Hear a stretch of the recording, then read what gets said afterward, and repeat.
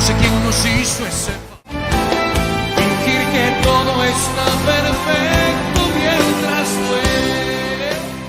Ricardo Arjona siempre fue más que un simple cantautor. Con más de 25 millones de discos vendidos y 4 décadas de carrera, su nombre se convirtió en sinónimo de intensidad, letras profundas y controversia emocional.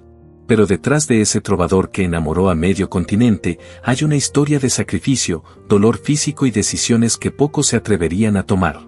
Hace poco, el propio Arjona estremeció a sus seguidores con una noticia inesperada: su retiro de los escenarios. Dijo que lo hacía por motivos de salud, y que en sus últimas giras solo podía mantenerse de pie gracias a inyecciones espinales. Número 1. Lo más espeluznante de todo es que, según confesó, había noches en las que el dolor era tan insoportable que necesitaba anestesia directa en la columna para poder cantar. Detrás del romanticismo de Historia de Taxi o El problema se escondía un hombre que, literalmente, se sostenía con agujas. Su equipo médico le advirtió que continuar podría dejarlo paralizado, pero aún así decidió terminar la gira. Un hombre que escribió sobre el amor hasta sangrar y terminó cantando con la espalda rota. Nació el 19 de enero de 1964, en Jocotenango, Guatemala, en una familia de maestros. Desde pequeño, su entorno fue humilde pero lleno de cultura.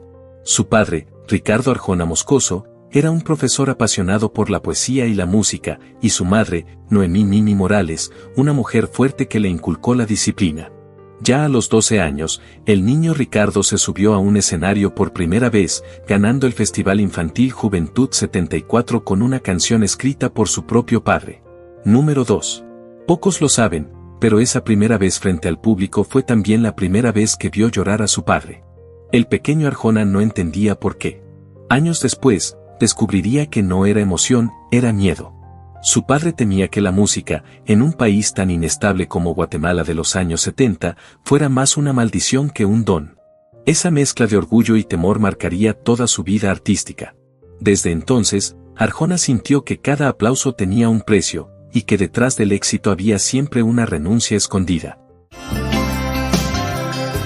es lo que hace un taxista seduciendo a la vida? Los míos eran bien pequeños, porque la gente me hacía saber que el trabajo mío era demasiado complicado para hacer. Aunque comenzó estudiando arquitectura e ingeniería, pronto cambió su rumbo. Se graduó en Ciencias de la Comunicación en la Universidad de San Carlos de Guatemala, pero él mismo admitió que lo hizo más por culpa que por vocación. Se había negado a aceptar una beca en una universidad privada para dedicarse al baloncesto. Número 3. Y sí, Ricardo Arjona fue jugador profesional de baloncesto antes que cantante. Pero lo que pocos saben es que llegó a integrar la Selección Nacional de Guatemala y renunció justo antes de un torneo internacional. ¿La razón? Una crisis existencial. Arjona contó en una entrevista que, mientras todos entrenaban, él solo pensaba en canciones. Dijo que nunca metió tantas canastas como excusas. Fue el día en que entendió que su destino no era la cancha, sino el escenario. Pero el giro más oscuro vino después, dejó el deporte con la rodilla lesionada y la autoestima destrozada. Una ironía brutal para quien después llenaría estadios. Número 4. En abril de 2017, Arjona fue al programa de Camilo Egaña en CNN en español y se levantó en vivo cuando el periodista insistió con críticas a sus letras y a la poesía falsa. Aparecieron titulares tipo: Arjona explota y humilla a CNN, se niega a hablar de su música porque no la soporta, etc. Quedó el clip viralseando y hasta hubo comparaciones y pullas posteriores de Egaña. Los portales reciclan el episodio cada tanto como prueba de su ego frágil.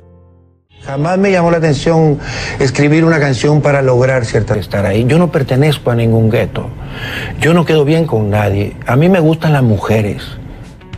¿Por qué despierta pasiones tan viscerales? Eres un idiota. Tú no deberías de seguir idiota. Número 5. El embargo de equipos en República Dominicana, la novela con el promotor. En 2017-2018 hubo un lío legal con el empresario dominicano Simón Díaz, incautaron equipos de la gira alegando una deuda por shows no cumplidos. Luego una jueza ordenó devolverlos. Arjona publicó documentos y una carta en Facebook defendiendo su posición. Él lo llamó secuestro de equipos y difundió pruebas en redes. La disputa se convirtió en culebrón de farándula local. Hubo incautación y orden posterior de entrega. Número 6. Salud y retiro por la espalda. En diciembre de 2023 comunicó que necesitaba descanso por problemas de espalda y habló de 6 infiltraciones de columna en 2 meses para terminar la gira, posponiendo una cirugía.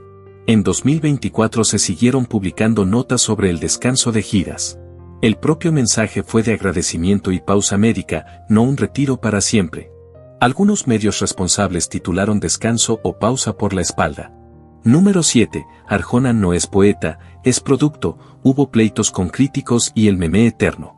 Desde hace años, columnistas y blogueros lo cuestionan por rimas fáciles, lugares comunes o moralina. Ese debate se reflotó con fuerza tras la bronca en CNN. La prensa hizo titulares como "Los intelectuales lo destruyen", Arjona admite que su poesía es falsa, cantante de los que no leen. Arjona en general evita entrar a la guerra de columnas. El episodio de CNN quedó como prueba para ambos bandos, fans y detractores. Número 8. El divorcio con Leslie Torres. En 2002, su entonces esposa Leslie Torres presentó demanda de divorcio en Miami. En medios se habló de acusaciones de maltrato y amenazas, mientras Arjona negó y, según reportes de época, contraacusó. Hubo cobertura de prensa rosa y notas posteriores que recuerdan el caso. Portales reescriben el caso como si hubiese veredictos penales, intentos de homicidio, etc., cuando lo que hubo fue un divorcio conflictivo con alegatos mediáticos. Existió el divorcio y las acusaciones cruzadas en prensa. Número 9. Antes de ser la estrella que todos conocen, Ricardo Arjona tuvo una vida mucho más terrenal de lo que cualquiera imaginaría. Lo curioso es que nunca quiso ser cantante.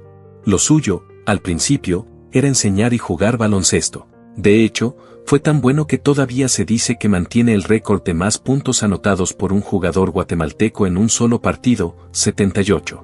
Un genio de las canchas que, sin querer, terminó convirtiéndose en poeta del desamor. Pero lo que pocos saben es que su carrera nació casi por accidente. Su pareja de aquel entonces organizó una reunión con una discográfica a escondidas, sin decirle nada. Él no pensaba ni en grabar un disco, y de repente estaba firmando un contrato. Y aunque parecía el comienzo de un sueño, Arjona confesó después que odiaba la idea de ser cantante, que solo siguió porque algo dentro de él se rebeló contra el consejo de su madre, quien le decía que la música no era una profesión seria. La rebeldía le cambió la vida, dejó Guatemala en 1988, participó en el Festival OTI, y nunca más volvió a casa. Muchos dicen que ese fue el punto de no retorno, la ruptura definitiva con su familia y con el niño bueno que enseñaba en escuelas públicas. En Argentina vivió casi como un nómada, cantaba en bares, dormía en un hotel que le daba solo desayuno, y hasta tocaba en la calle Florida como artista ambulante. Allí empezó la leyenda del hombre que se inventó a sí mismo, el que cambió los pupitres por los micrófonos y la pobreza por las metáforas. Número 10. Después de dejar Argentina con una maleta, una guitarra y más sueños que dinero, Ricardo Arjona aterrizó en México, y sin darse cuenta, se quedó para siempre. Su vida allí no empezó con glamour ni disqueras esperándolo con flores. Vivía en un hotel del centro, comía lo que podía y pasaba las noches en un bar de la zona rosa llamado La Cucaracha, donde se mezclaban artistas, poetas y perdedores. Fue allí donde conoció a un amigo que, conmovido por su situación, lo invitó a quedarse unos días en su apartamento, hasta que un día simplemente lo echó. Así empezó la historia de Arjona en México, durmiendo donde podía y sobreviviendo entre sueños rotos. En ese caos, logró colarse en reuniones con disqueras que lo hacían creer que el éxito estaba a la vuelta de la esquina. 2 productores le prometieron grabar su primer álbum si en un mes les llevaba 10 canciones. Él lo hizo, 10 temas pulidos, llenos de alma, listos para cambiar su vida. Pero cuando regresó, los 2 habían sido despedidos. En otra reunión, un productor escuchó apenas un par de acordes y lo fulminó con una frase que lo marcó para siempre: busca otra carrera. Desesperado por pagar el alquiler, empezó a escribir canciones para otros.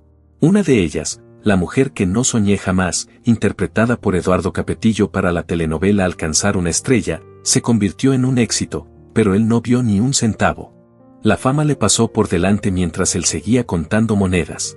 Y entonces llegó la parte más irónica de su historia: un ejecutivo de televisión, impresionado con su talento, le ofreció un papel en la telenovela después de escuchar una canción suya. Arjona aceptó sin pensarlo, y mintió descaradamente. Dijo que había estudiado teatro y actuado en Guatemala, aunque era mentira. Lo hizo solo por necesidad, por hambre literal. Así, el cantante que no quería ser cantante terminó actuando en televisión para poder comer. Número 11. Con el poco dinero que logró conseguir, Ricardo Arjona grabó su álbum Animal Nocturno. Pero lo que parecía su gran oportunidad terminó siendo otro portazo disfrazado de esperanza. A la compañía le encantó el disco y aún así lo archivaron. Pasaron meses sin noticias, hasta que apareció Aloysio Reis, el nuevo director artístico de Sony Music, que al escucharlo dijo una sola frase que cambió todo: este disco no puede quedarse guardado. Así nació el fenómeno Arjona. Animal Nocturno fue su boleto de salida del anonimato y el inicio de la leyenda del trovador rebelde. Número 12. Pero no siempre fue un genio incomprendido. En sus comienzos, lo quisieron convertir en un Latin lover de catálogo. Su primer disco, Déjame decir que te amo 1986, fue un intento fallido de volverlo un galán tropical. Le pusieron camisa abierta, sonrisa de telenovela y letras que no sentía. El público no compró la imagen y el disco fracasó. Humillado y confundido, Arjona abandonó la música y regresó a dar clases en escuelas, convencido de que su destino no era cantar. Número 13. A los 24 años, sin embargo, decidió jugar su última carta, representar a Guatemala en el Festival OTI de 1988 con la canción Con una estrella. No ganó, pero ese viaje le abrió el camino al reconocimiento.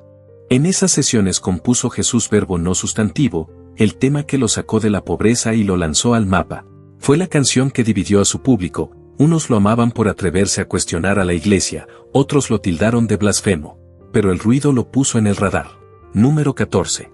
Ya en los 90, su nombre empezó a sonar en toda Latinoamérica. Firmó con Sony Music y lanzó Del otro lado del sol, un disco que casi nadie recuerda, pero que lo mantuvo vivo en la industria. Señora de las 4D, usted no necesita enseñar su figura detrás. Al mismo tiempo empezó a componer para otros artistas, Tan solo una mujer para Vivi Gaitán, La mujer que no soñé para Eduardo Capetillo y, sobre todo, Detrás de mi ventana para Yuri. Un éxito tan grande que por primera vez el nombre de Arjona sonaba detrás de los escenarios más importantes. Paradójicamente, el hombre que nadie quería firmar empezó a darle hits a las estrellas que sí habían creído en las disqueras. Número 15. Mientras todos cantaban sus letras sin saber que eran suyas, Arjona escribía en silencio su revancha. Jesús verbo no sustantivo se volvió himno, Animal Nocturno lo consagró, y el maestro pobre que dormía en hoteles baratos ahora llenaba estadios. Lo que nadie imaginaba es que, detrás del éxito, seguía ese mismo hombre desconfiado, el que no olvida que una vez le dijeron, busca otra carrera. Número 16. El punto de quiebre llegó en 1992, cuando conoció al mítico Raúl Velasco. Ese encuentro le cambió la vida. Velasco lo invitó a cantar en Siempre en Domingo, el programa más poderoso de la televisión mexicana. Arjona subió al escenario sin imaginar que esa noche, con mujeres y quien diría, iba a nacer una estrella continental. Número 17. El éxito fue tan grande que los medios empezaron a venderlo como el nuevo trovador del amor moderno, aunque detrás de esa imagen había un hombre cansado y escéptico.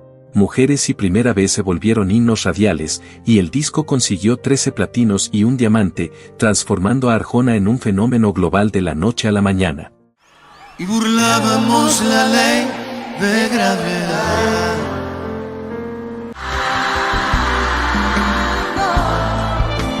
¿Cuándo fue la última vez que te quisieron tanto? Número 18. Pero su consagración real llegó con Historias en 1994, el álbum que le dio 2 millones de ventas en Latinoamérica, 27 platinos y 2 diamantes. Con temas como Te conocí y Señora de las 4 décadas, Arjona se convirtió en el cronista sentimental de toda una generación. Las letras hablaban de la vida cotidiana con una mezcla de sarcasmo y ternura que lo volvió irresistible y polémico. Número 19. Críticos como Jason Birchmeier de AllMusic lo calificaron con 4.5 estrellas, diciendo que si alguien debía tener solo un disco de Arjona, ese era Historias. Sin embargo, no todos lo amaban. Mientras los fans lo veían como un poeta popular, otros intelectuales lo destrozaban por pretencioso y banal.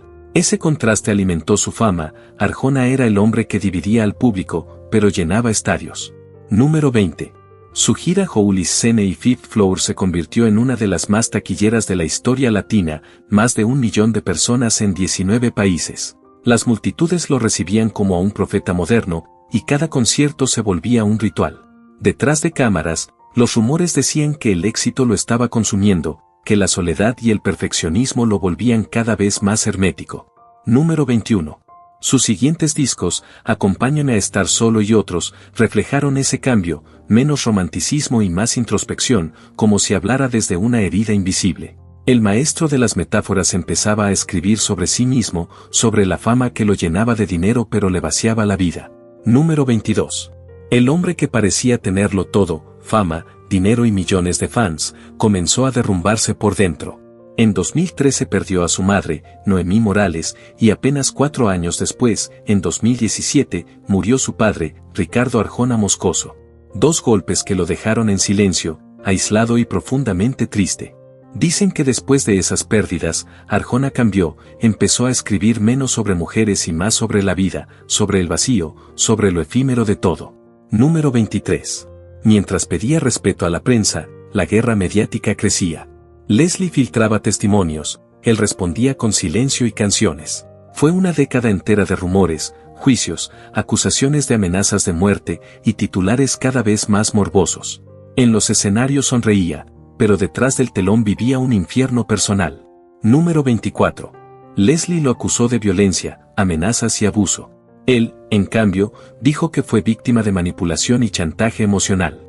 Los dos se enfrentaron en tribunales por la custodia de sus hijos mientras los medios hacían festín con cada palabra. Titulares como el poeta del amor, acusado de golpear a su esposa, inundaron los noticieros, aunque nunca se comprobó nada judicialmente. Número 25. Arjona volcó todo ese infierno en su canción For Better or Worse, una especie de catarsis disfrazada de amor roto. En entrevistas llegó a decir, no se lo desearía a nadie. Ha sido continuo desde que empezó. Era su forma de admitir que el divorcio lo devastó. Pero ahora la pregunta es para ti, ¿crees que el verdadero Arjona sigue siendo ese romántico empedernido o un alma cansada que aprendió a escribir sobre sus cicatrices? Déjalo en los comentarios, queremos leerte. Y si te gustó este video, suscríbete, activa la campanita y acompáñanos en el próximo capítulo, donde revelaremos nuevas verdades que pocos se atreven a contar.